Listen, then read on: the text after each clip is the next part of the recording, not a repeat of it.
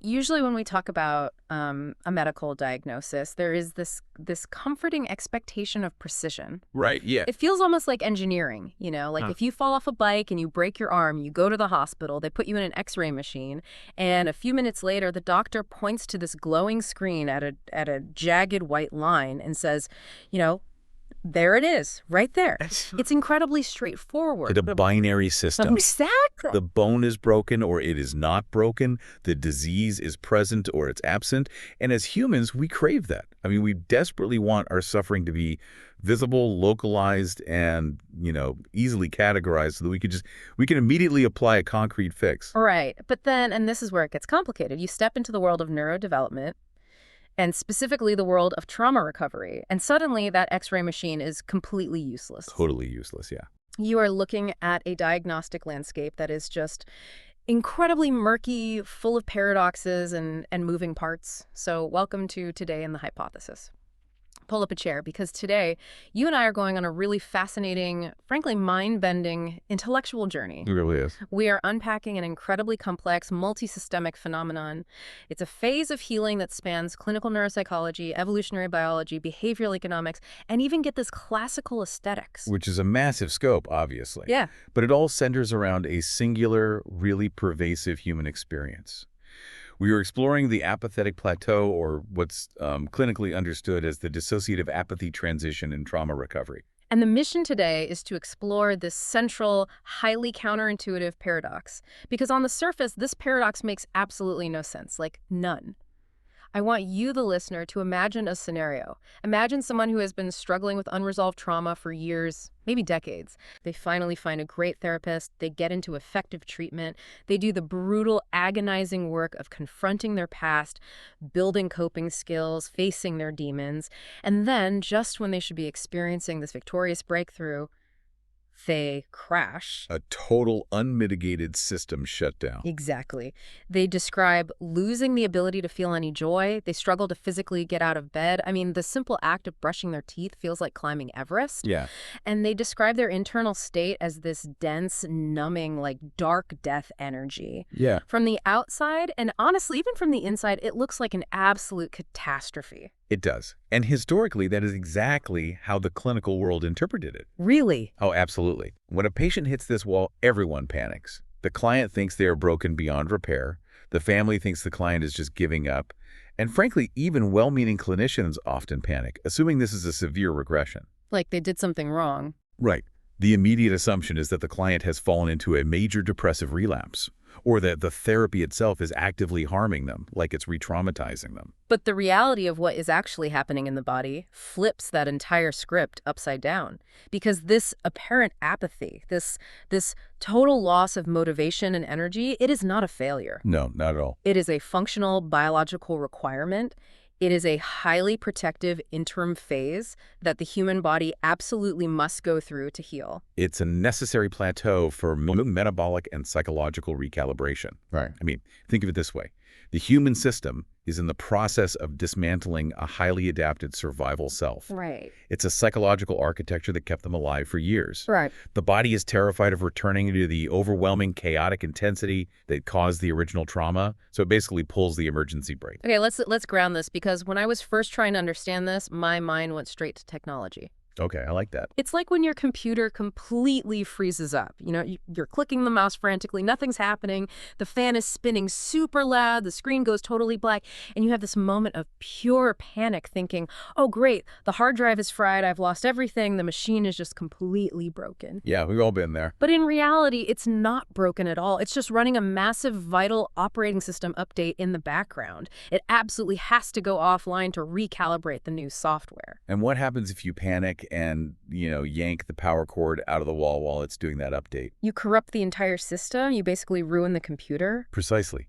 If you try to force a traumatized nervous system out of this vital, apathetic resting phase prematurely, like by shaming them or medicating them unnecessarily or pushing them back into high-stress environments, you risk corrupting the psychological integration process.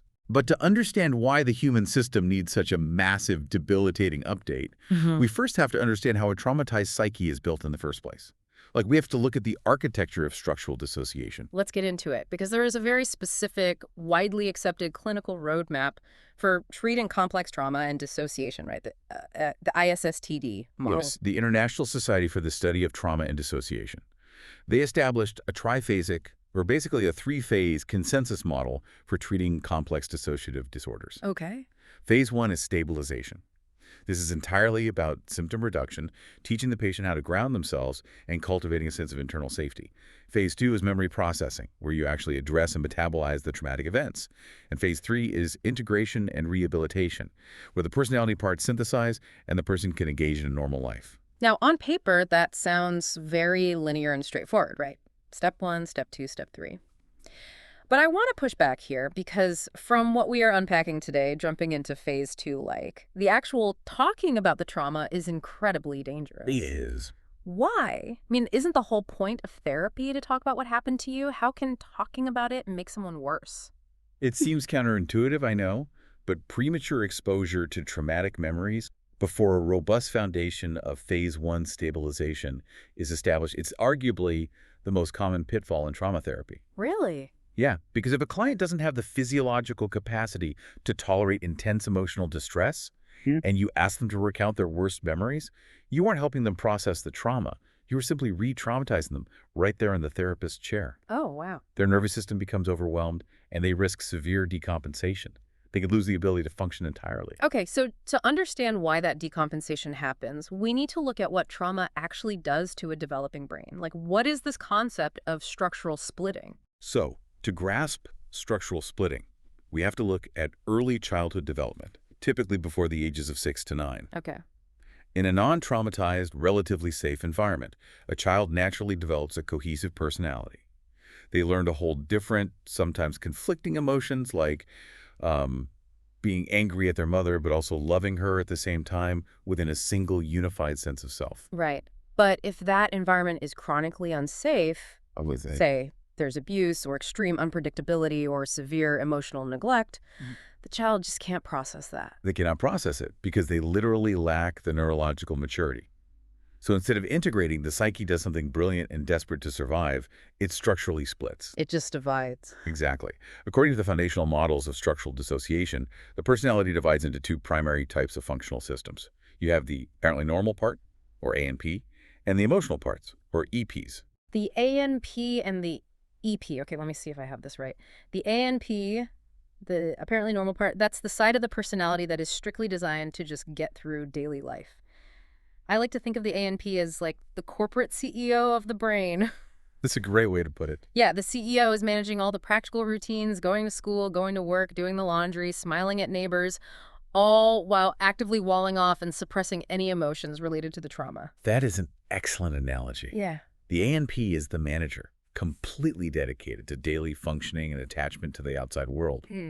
But the EPs, the emotional parts, they are the ones holding the implicit memories. The bad stuff. Right. The sensory fragments, the terror, the rage, the helplessness, they're essentially frozen in trauma time. So, to use the CEO metaphor, the EPs are trapped in the basement of the corporate building, and the basement is completely on fire. The CEO is upstairs running a very professional board meeting, pretending there is no fire, while the EPs are downstairs just screaming for their lives. And this division isn't just psychological, right? It's an actual physiological barrier, especially for highly sensitive people. Yes, and this is a crucial nuance. For highly sensitive persons, or HSPs, their nervous systems are biologically wired with a heightened receptivity to environmental stimuli. They just feel everything more intensely. Exactly. They take in exponentially more sensory and emotional data than a neurotypical person. When an HSP is placed in an environment with unpredictable caregivers or chronic emotional neglect, that structural split isn't some random psychological malfunction. It acts as a hardwired circuit breaker. It trips the breaker to stop the system from just completely frying. Precisely. The dissociation is a highly effective, albeit really costly, protective mechanism. And this specific dynamic is very often the underlying engine driving what we call quiet borderline personality disorder and complex PTSD. The person appears super high functioning on the outside, but internally they are profoundly fragmented. And what does that fragmentation actually look like in real time? Because the concept of a phobia of inner experience really struck me when looking at this. How does this structural split manifest for someone who's just trying to get through a normal Tuesday? Well, think about a very mundane trigger. Let's say a door slams loudly in the house because of a draft. Okay. The adult, ANP, the CEO, hears it, processes the context, and immediately recognizes, oh, it's just the wind. I am perfectly safe. Right. The rational brain understands the physics of a draft. But simultaneously, an EP, a part of the psyche that is still stuck in a childhood environment where a slamming door meant a violent parent was coming, hears that exact same acoustic cue. Oh, man. And that EP is instantly flooded with primitive panic, sending massive signals to the body to run or hide. So you literally have two completely contradictory realities happening in the same body at the exact same millisecond. The adult cognitive brain knows it's the wind, but the physical body is reacting as if a predator just kicked the door off its hinges. That sounds like absolute agony. It is incredibly painful and exhausting. The individual starts to develop a severe phobia of their own inner experience. Because they're scared of what's inside. Right. Looking inward, or just allowing themselves to feel their body, means confronting this chaotic, terrifying contradiction where they feel both completely safe and in mortal danger at the same time. And to avoid that pain, people do whatever it takes to distract themselves. This is where counterphobic behaviors come in, right? If sitting in silence means you have to listen to the EPs screaming in the basement, you make sure you are never in silence. Exactly. You engage in high adrenaline activities, you overwork, you pick fights, you scroll on your phone for 6 hours straight. You will do anything to maintain a superficial sense of external control just so you don't have to look inward. Because the moment the noise stops, the firewall weakens. And the trauma held by the EPs starts to bleed through into the AMP's conscious awareness. Okay, so this brings us right to the edge of our paradox. If someone is using all this adrenaline and distraction to basically outrun the silence, what happens when therapy actually works? Like when treatment successfully starts to bridge that split between the ANP and the EP, why does the body suddenly shut down into this massive apathetic plateau? If you're finally healing and integrating, shouldn't you feel relieved and joyful? Why do you suddenly feel like you've completely lost the will to live? To understand that paradox, we have to move out of the realm of psychology entirely. We have to look directly at muscle memory, neurobiology, and the evolutionary mechanisms of fear. We have to examine the somatic sequence of withdrawal. Okay, let's break down that sequence. What exactly happens in the body of a child when they are trapped in a terrifying environment that they cannot physically escape? When a mammalian system cannot execute a fight or flight response, like when escape is impossible, the body executes a highly structured, automated retreat. And it happens in 3 distinct layers. First is physical withdrawal. This manifests as body compression, flexor hypercontraction, and somatic shielding. Meaning they physically curl inward, like the fetal position. Yes, exactly. The deep flexor muscles contract to protect the vital organs of the chest and abdomen. The shoulders hike up to the ears, the jaw clenches, the breathing becomes shallow. They are physically bracing for an impact that may last for years. Wow. And once that physical armor is locked in, the second layer is emotional and sensory withdrawal.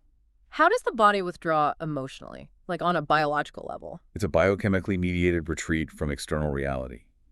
The brain literally starts releasing endogenous opioids to numb the physical and emotional pain. So it drugs itself. Yes. Yes. The world starts to feel distant or muffled or unreal. And finally, if the threat persists, there's cognitive withdrawal. This involves a complete retreat from conscious attending. The mind just shuts down its awareness of the present moment entirely. So if you survive your childhood by doing this, you grow up with a highly contracted, tightly wound bodily system. You are physically and chemically braced for an incoming disaster 24 hours a day, 7 days a week. And now you walk into a therapist's office, and the goal of recovery is to basically reverse this sequence. You are asking the body to withdraw from its withdrawal. You are asking this tightly coiled spring to just open up and relax. Which to the conscious, rational adult mind sounds wonderful. Yeah. Yes, I want to relax. But to the subcortical brain, the primitive survival brain that operates completely outside of logic, asking it to relax, triggers massive blaring alarms. Because it feels like a trap. Exactly. This introduces 2 critical trauma-conditioned defensive barriers: post-traumatic thymophobia, which is the profound fear of feeling any emotion at all, and somatic neophobia. Somatic neophobia, the fear of the new physical state of relaxation. Can you expand on this? Why would the body be terrified of relaxing? Because historically, dropping defenses was extremely dangerous. If a child let their guard down, if they relaxed their shoulders and just breathed deeply, that was usually the exact moment the unpredictable abuser struck. Oh, man. The body holds these compressed survival strategies in its deep muscles and sphincters. Relaxation isn't coded as peace, it is coded as vulnerability to imminent death. It's like if keeping your guard up, keeping your shoulders constantly tight to your ears is the only thing that kept you alive in a war zone. Suddenly relaxing your shoulders feels like stepping blindly into oncoming traffic. Your body literally interprets a massage or a deep breathing exercise as a lethal threat. And this is exactly why phase 1 stabilization is so critical. If a clinician tries to force verbal processing, or if they try to forcefully dismantle this physical armor without deeply respecting the somatic neophobia, the patient experiences a neophobic panic. They get locked right back into a cycle of shock. But when that armor finally does begin to safely yield, the body enters a shutdown state. But we have to make a very clear distinction here about this bodily shutdown, this defense cascade, because not all apathy or stillness is created equal, right? It absolutely is not. Yeah. Clinically, we really have to differentiate between a low activation collapse and tonic immobility, often referred to as TI. Okay, what is a low activation collapse? Low activation collapse is typically a response to a pre-verbal environment of chronic, profound neglect. If an infant cries and their needs are constantly met with a total emotional vacuum, the body eventually learns that crying expends vital energy for zero reward. Right. So to prevent starvation or death, the system conserves metabolic energy. It just gives up and goes completely dormant. Yes, the physical presentation is very specific, flaccid, limp muscle tone, a pervasive cognitive fog, and very slow, shallow breathing. It's a profound, empty void driven by dorsal vagal dominance. Wait, hold on. Dorsal vagal dominance, I hear the term vagus nerve thrown around a lot in wellness spaces, but what does dorsal mean here? And how does a nerve running through the body force you to feel emotionally apathetic? Good question. The vagus nerve is the main component of the parasympathetic nervous system, which controls rest and digestion. It has two main branches. The ventral branch is the social vagus. It helps us feel safe, engaged, and calm. But the dorsal branch, which runs down the back, is the most primitive part. When a mammal is in mortal danger and cannot escape, the dorsal vagus nerve activates a massive systemic shutdown. It drastically lowers heart rate, blood pressure, and metabolic activity. Yeah. It essentially feigns death. So a low activation collapse is the body playing dead because it learned very early on that asking for help is useless. But tonic immobility, TI, is completely different from that limp collapse. Vastly different, and honestly much more dangerous if misunderstood. Tonic immobility is a state of dual autonomic activation. Dual activation. I want to use an analogy here. Is it like sitting in your driveway, putting your car in neutral, and just redlining the engine, pressing the gas pedal all the way to the floor, while simultaneously yanking the emergency brake as hard as you can? That is a perfect physiological metaphor. In a state of TI, the sympathetic nervous system, the gas pedal, is screaming, run or fight. The body is flooded with adrenaline. But simultaneously, the primitive brainstem has engaged a powerful motor brake. You mentioned the periaqueductal gray earlier, the PAG.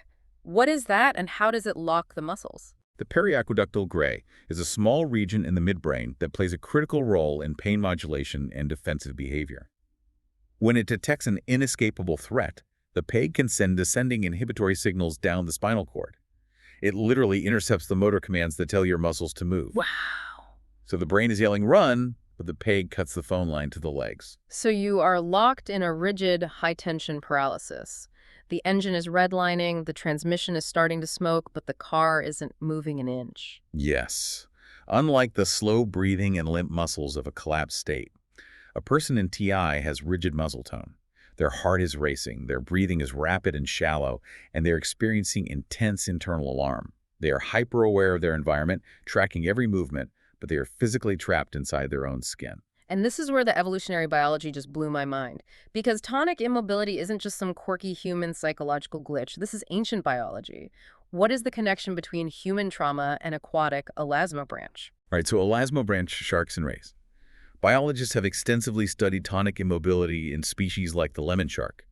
If you physically restrain a lemon shark and invert it, it enters this exact same state of profound motor inhibition. And researchers found that when a lemon shark goes into TI, even though it looks calm and still on the outside, internally it is a disaster. It significantly perturbs their blood chemistry, it causes massive spikes in stress hormones, and it drastically reduces their respiratory efficiency. Exactly. It proves that TI is a universal, cross-species survival mechanism, and it is inherently massively exhausting to sustain. And that exhaustion is the absolute key to understanding the apathetic plateau we are discussing today.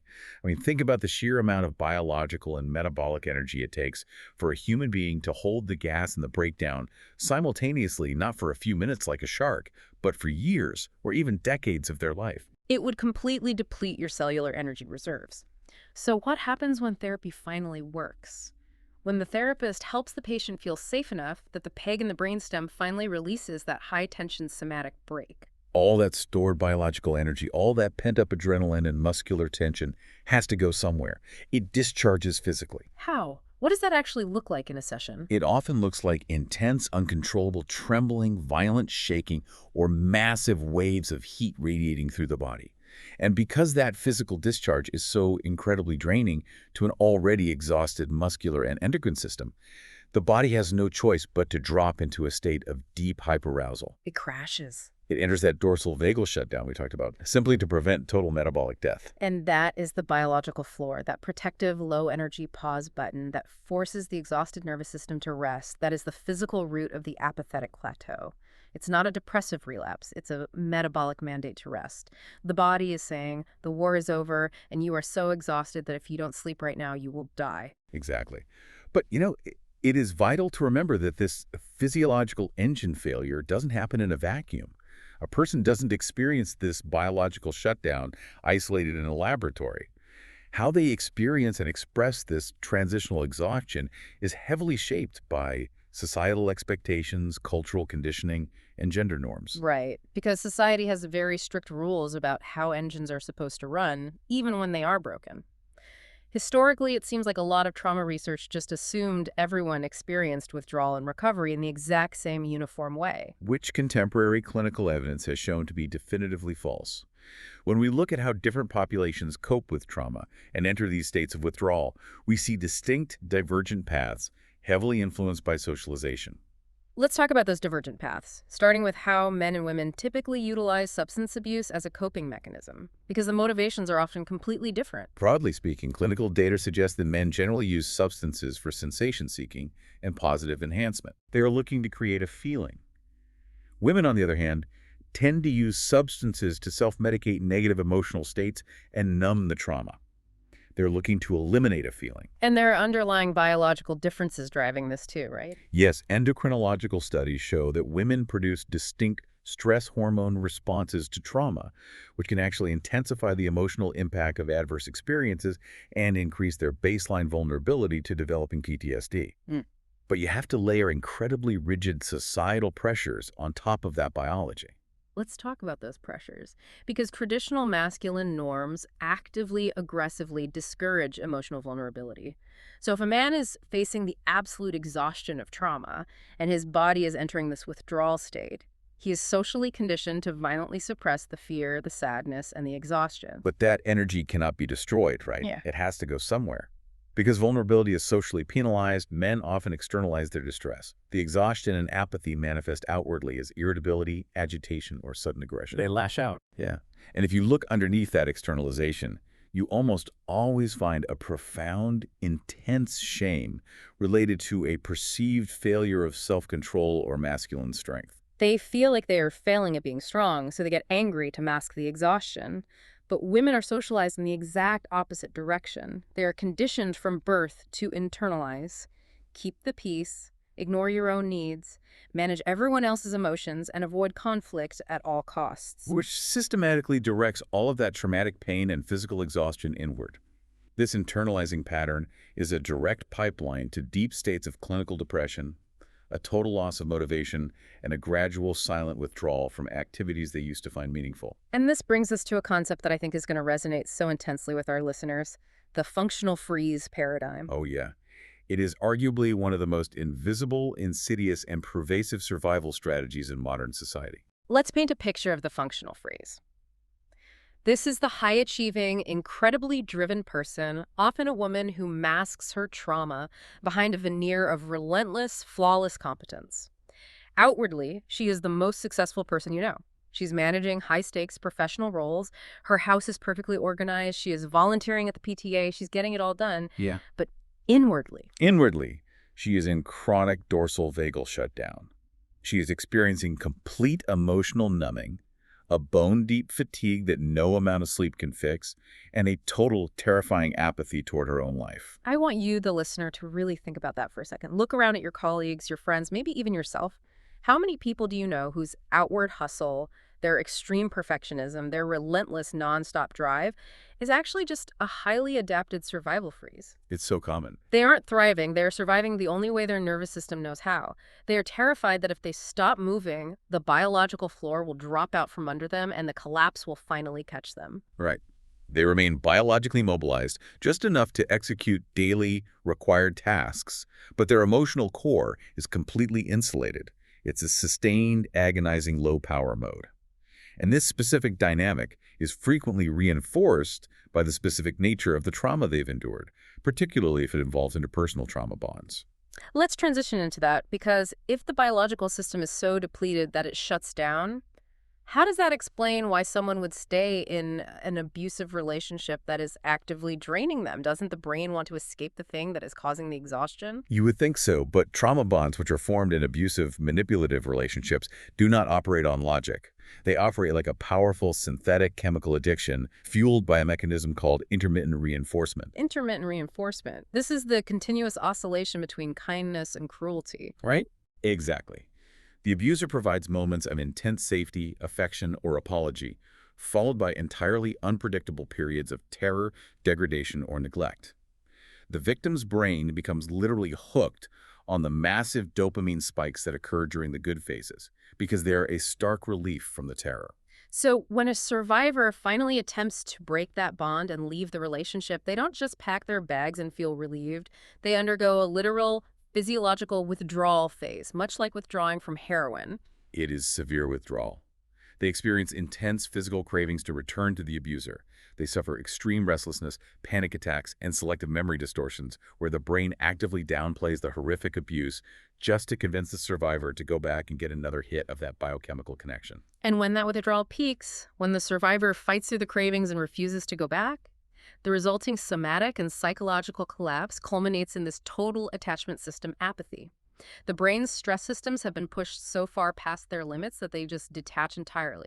The attachment system burns out, which provides a fascinating segue into another lens we can use to examine this phenomenon. Because if the biology of tonic immobility or the sociology of trauma bonds feels a bit abstract, there is a completely different, shockingly precise way to understand this apathy. We can look at it through the hard math of behavioral economics. Yes, this section absolutely floored me. We are taking clinical trauma psychology and mapping it directly onto macroeconomic models. It is brilliant. Let's start with the micro-level value-based decision-making, or VBDM. How does behavioral economics explain the choices a traumatized brain makes? It starts with a foundational principle called Herrnstein's matching law. Okay, slow down and break that down for me. What is the matching law? In simple terms, Herrnstein's matching law states that the proportion of effort or behavior you allocate to a particular activity is directly proportional to the relative rate of reinforcement or reward you get from that activity compared to all your other available options. Okay, so if action A gives me 10 units of reward and action B only gives me 2 units of reward, I am mathematically going to choose action A much more often. Exactly. Now, introduce a severe trauma state or an active addiction. The individual's internal reward system enters a state of extreme hyperbolic discounting. Hyperbolic discounting. What does hyperbolic mean in this context? Give me an example of how that changes the math. Okay, so in a healthy brain, you might choose to wait for a larger reward. You might say, I could have $100 today or $150 in a year. I'll wait a year. Makes sense. But hyperbolic discounting means that the perceived value of a reward drops exponentially the further away it is in time. For a traumatized person, immediate rewards like escaping unbearable emotional pain right this second by dissociating, lashing out, or using a substance are valued infinitely more than a delayed, healthier rewards like long-term emotional stability. Because you can't think about 5 years from now when you feel like you are literally on fire right now. The present biased preference structure creates this divided self. The immediate desperate benefit of escaping pain completely overrides any reflective, rational, long-term judgment. Furthermore, living in chronic, high-stakes trauma significantly diminishes the brain's reward response to normal, non-crisis stimuli.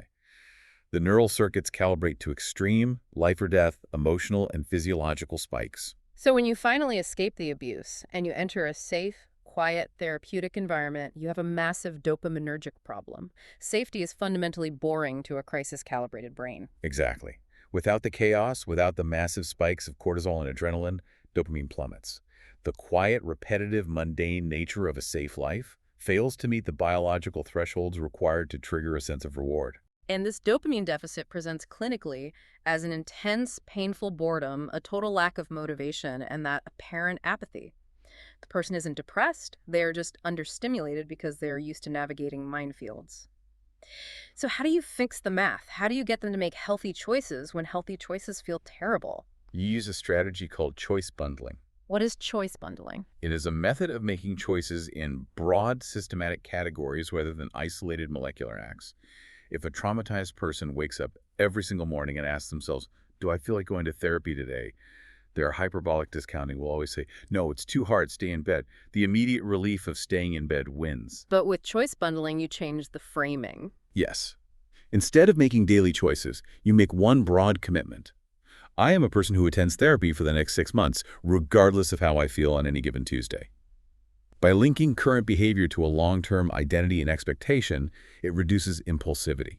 It helps the individual tolerate that temporary, painful, dopaminergic vacuum while the brain's reward system slowly recalibrates to normal levels. That is fascinating. But the macroeconomic analog goes even deeper than individual choices. There is a study by Julian Kozlowski, Laura Veldkamp, and Venki Venkateswaran that uses macroeconomic models of scarred beliefs and tail risk to explain persistent economic stagnation. This is one of the most brilliant translations of microsomatic trauma to macroeconomic behavior. These economists were looking at a persistent historical puzzle. Why does economic output, investment, and employment remain depressed for decades after a severe financial crisis has completely calmed down? Like the 2008 financial crisis or the Great Depression, the crisis officially ends. Standard measures of short-term uncertainty in the market, like the VIX, the volatility index, return to totally normal, safe levels.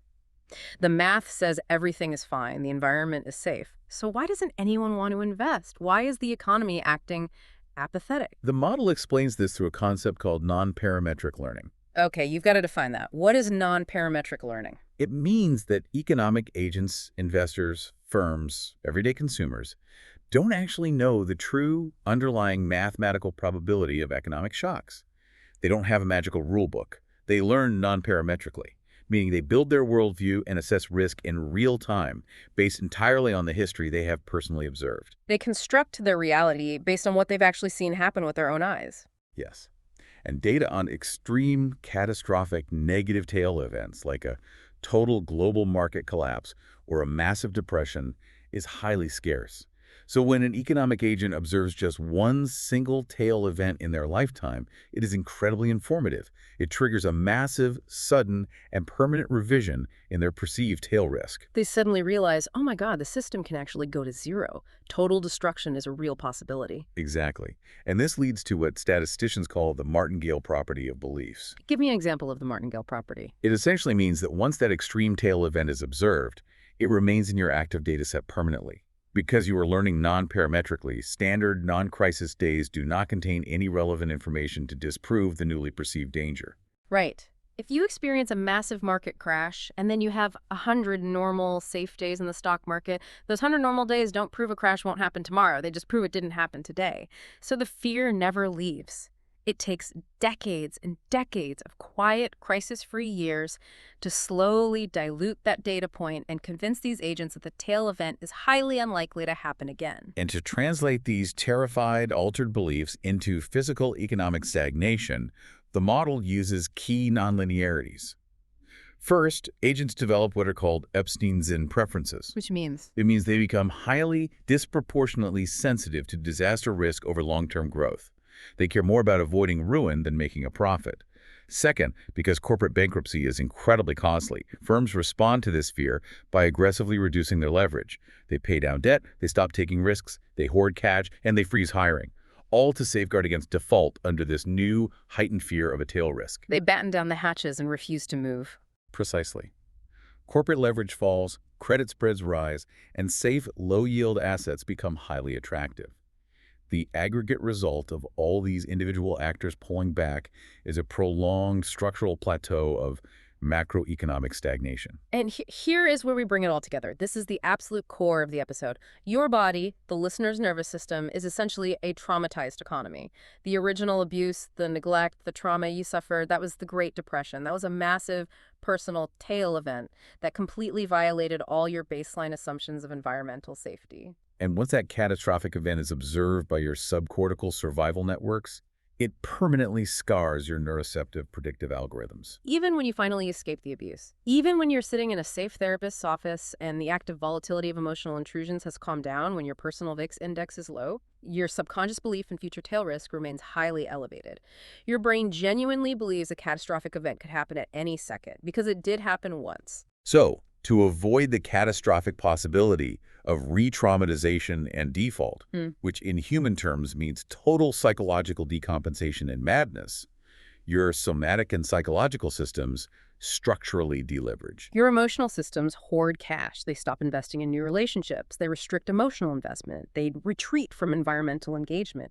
And that massive systemic deleveraging is experienced subjectively by you as a persistent, stagnant plateau of apparent apathy. It feels like depression, but it is actually highly defensive economic policy run by your brainstem to prevent bankruptcy. It is a flawless parallel. The apathy is a calculated strategy to conserve resources in a world the brain believes is fundamentally dangerous. But what's truly fascinating here is that this psychological deleveraging isn't just a modern clinical discovery or a 21st century macroeconomic theory. This state of transitional apathy is a universal human threshold that's been recognized by artists, poets, and philosophers for centuries. Yes, let's step out of the math and into the metaphysical and the aesthetic, because humans have been documenting this exact same plateau for hundreds of years. The analysis looks at depth psychology first, specifically Carl Jung. Jung's developmental model of analytical psychology frames this exact transition as the dark night of the soul. He observed that the first half of a person's life is dedicated almost entirely to constructing a functional ego identity. In our trauma model, this is the building of the adapted survival self, the ANP. You spend the first half of your life building the armor you need to survive your specific environment. But the second half of life, what Jung called the individuation process, requires the dismantling of this ego armor in order to integrate the disowned, shadowed aspects of the psyche, the EPs we discussed earlier. This dismantling process requires entering a liminal space. The old ego loses its grip on reality, and it induces a profound, terrifying sense of disorientation and meaninglessness. The text also brings in Viktor Frankl, the Holocaust survivor and renowned psychiatrist who coined the term neurogenic neurosis. And this is crucial, because this isn't distress arising from a psychological conflict between impulses. It's a profound existential distress arising from a total lack of meaning and purpose. Which aligns perfectly with Judith Herman's landmark framework for trauma recovery. In her model, stage 2 is remembrance and mourning.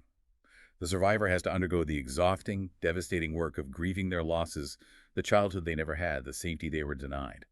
Because the old survival-based identity is actively dissolving, but the new integrated peaceful self hasn't fully formed yet, they are suspended in this void. They are in what is termed a metaphysical quarantine of the soul. They alternate between periods of total emotional numbness and suddenly being hit by massive waves of intense grief. And then we go all the way back to the 14th century to Dante Alighieri's epic poem, The Divine Comedy, because Dante mapped this exact psychological transition. He did. In the second part of the poem, The Ascent of Mount Purgatory, Dante constructs a literal mountain as a site of spiritual rehabilitation. It is where souls work to heal their damaged psychological and moral habits before they can enter paradise. The mountain is divided by a taxonomy of love. The lower terraces address sins of perverted, destructive love, pride, envy, anger, while the upper terraces address disordered, excessive love. But right at the boundary between lower and upper purgatory in Canto 19, something crucial happens that mirrors the apathetic plateau perfectly. Before the pilgrim Dante can ascend any higher into healing, he falls into a deep, listless sleep. And in this sleep, he has a vivid, disturbing dream of the siren. At first, she seems beautiful and alluring, but as he looks closer, she is revealed to be a decomposing, foul-smelling entity. The siren represents excessive, exhausting, and misplaced desires. In trauma terms, she represents the old counterphobic coping mechanisms, the adrenaline seeking, the toxic relationships, the substance abuse that promised relief but ultimately delivered decay. And this listless sleep that Dante falls into, it's a profound literary representation of a concept called acedia, spiritual apathy or melancholy. The soul has finally realized that the old frantic patterns of survival are toxic, and it has detached from them. But it hasn't yet cultivated the somatic and emotional capacity for healthy, peaceful engagement. It's stuck in the middle. It's stuck on the plateau. Ascedia is not a sin of laziness. It is a mandatory, painful, and deeply exhausting pause required for the reconstruction of the self. The soul must rest before it can climb again. And how do we soothe the system that is trapped in that terrifying pause? We move from 14th century poetry to modern acoustic theory. Enter the Estonian composer Arvo Pärt. Arvo Pärt's life story is a beautiful reflection of this entire process of breakdown and integration. In the late 1960s, he was an acclaimed composer, but he experienced a severe artistic and personal crisis. He completely abandoned the modern, highly complex, chaotic serialist music he was writing and entered a prolonged period of intense introspective silence. He basically stopped composing for years. When he finally emerged from this acedia, he had developed a radically new, minimalist voice known as tintinnabuli. From the Latin for little bells. Yes. And the structure of this tintinnabuli music is a precise, stunning sonic analog to the integration of structural dissociation. It utilizes a strict two-voice structure. Let's connect this back to the psychology. So you have a melodic voice that moves diatonically, wandering around a central pitch. It sounds mournful and searching. This represents the flawed, suffering, earthly world. In our trauma model, this wandering voice is the erratic, trauma-activated emotional parts, the EPs crying out from the basement. And anchoring that suffering melodic voice is the second voice, the tintinnabuli voice. Yeah. It simply arpeggiates the tonic triad. It is steady, unwavering, and mathematically precise, representing stability, absolute safety, and redemption.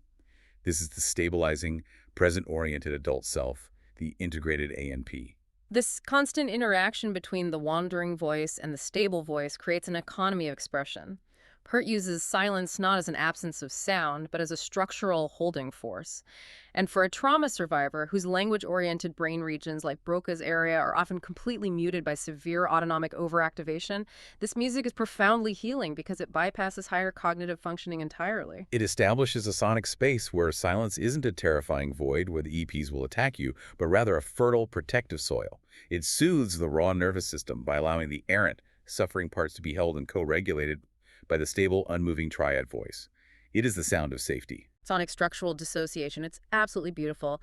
But it also brings us to the harsh, practical reality of the clinic. Because if you are a therapist sitting across from a patient who is drowning in this acedia, or if you are the patient yourself sitting in your car unable to go into the grocery store, how do you actually survive this terrifying silent plateau without giving up? Poetry, music are great, but what do you do? This is where all of this multisystemic evidence translates into concrete clinical synthesis.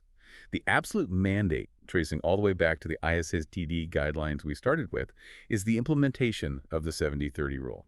We mentioned this briefly, but let's break it down. What does 70-30 actually look like in practice? Wait, so most of trauma therapy isn't actually about the trauma? Exactly. In phase 1 stabilization, 70% of the therapeutic time and energy must be dedicated entirely to building nervous system capacity, teaching regulation skills, and reinforcing internal resources. Only 30%, and honestly often much less, should be allocated to actively processing traumatic memories. So the goal of therapy shifts dramatically. You aren't aiming for a cinematic total resolution of all past trauma right now. The goal is just daily stabilization, keeping the engine from smoking, keeping the system online. Yes, and because trauma knocks the language centers offline, talk therapy alone is fundamentally insufficient here. Yeah. You cannot logic someone out of tonic immobility. Clinicians have to bypass the cognitive mind entirely. This is where response-side therapy comes in. This approach targets the hypercontracted body to decondition that somatophobia, the fear of relaxing that we talked about earlier. You have to safely convince the physical muscles to release their armor before you even try to address the cognitive narratives of what happened to them. And to navigate this apathetic plateau without triggering somatic neophobia, clinicians must deploy highly titrated somatic grounding techniques. The goal is to help the client stay anchored in the present moment, allowing the nervous system to slowly discharge that frozen energy safely without flooding the system. What are some specific grounding protocols? Because it sounds complex, but the actual actions are surprisingly simple. They're very simple, but biologically profound. Things like having the client press their feet firmly into the floor, feeling the solid resistance of the ground, holding a physical anchor object like a smooth stone or a piece of textured fabric, and having them state the current year and their current age out loud. These strategies stimulate extraceptive pathways, prioritizing raw tactile input to bypass the prefrontal shutdown. It forces the brain to acknowledge, I am here, it is 2026, I am an adult, and I am safe. There is also the technique of microprocessing and somatic titration. Titration, like in chemistry, where you add a tiny drop of a volatile liquid at a time. Exactly. You dip your toe into a localized physical sensation like a tightness in the throat or a knot in the stomach. You process it for just a fraction of a second, and then you immediately halt and return to a grounded state. This prevents amygdaloid flooding. You're taking tiny sips of the trauma rather than drowning in it. And crucially, the most powerful tool is right-to-right brain co-regulation. This is paramount. The clinician utilizes safe, attuned, nonverbal communication. Explain how that actually works biologically. How does a therapist's face calm down a patient's dorsal vagus nerve? The right hemisphere of the brain is dominant for processing nonverbal social cues. The clinician uses open, relaxed physical posture, warm facial expressions, and specifically soothing melodic voice acoustics. These visual and auditory cues are picked up by the patient's cranial nerves, which directly stimulate the ventral vagus nerve, the social safety system. The therapist's calm nervous system acts as an external pacemaker, literally bringing the patient's racing heart rate and tonic down to match their own calm state. It is physiological contagion, but in a healing way. Which brings us to a concept that I think is the ultimate takeaway, especially for our high-achieving listeners who identify with the functional freeze, the rest tolerance paradigm. This is often the hardest part of the plateau. Clinicians have to help you trace your achievement as armor pattern. You have to actively practice biologically sitting still without feeling immense guilt or existential dread. You have to systematically uncouple your core identity from your relentless production. Because if your perfectionism and your hustle is fundamentally a survival strategy to outrun collapse, resting will physically feel like dying. Building rest tolerance, the ability to just be without doing, is the only way to the apathetic plateau. We have to conclude with a sobering, but I think incredibly empowering clinical reality check. Yeah. The biological floor. It is the simple, undeniable arithmetic of recovery. 1 hour of therapy a week, no matter how brilliant the clinician is, cannot instantly undo 167 hours of historical weekly environmental instability and abuse. Clinicians and patients must maintain radical honesty about the pacing of this work. It takes time. Sometimes just maintaining a baseline without deteriorating further is a massive, profound victory. If you didn't regress today, you won. It is enough. It is more than enough. It is the deep, invisible, necessary work of recalibration. So I want to leave you, our listener, with a final, lingering thought to mull over as you go about your day. If this apathetic plateau is a mandatory biological rest phase, a fertile silence where the shattered self reconstructs its very foundation, what does it mean that our modern, hyper-productive society constantly pathologizes stillness? If we immediately medicate or shame or try to life hack our way out of every single instance of apathy and exhaustion, are we chemically blocking our own psychological evolution? Are we yanking the power cord out of the wall right in the middle of the most vital operating system update of our entire lives? Thank you for pulling up a chair and joining us for Today in the Hypothesis. If you found these insights valuable, please subscribe to the show and share it with anyone who might need to hear that their plateau isn't a failure but a foundation. Until next time.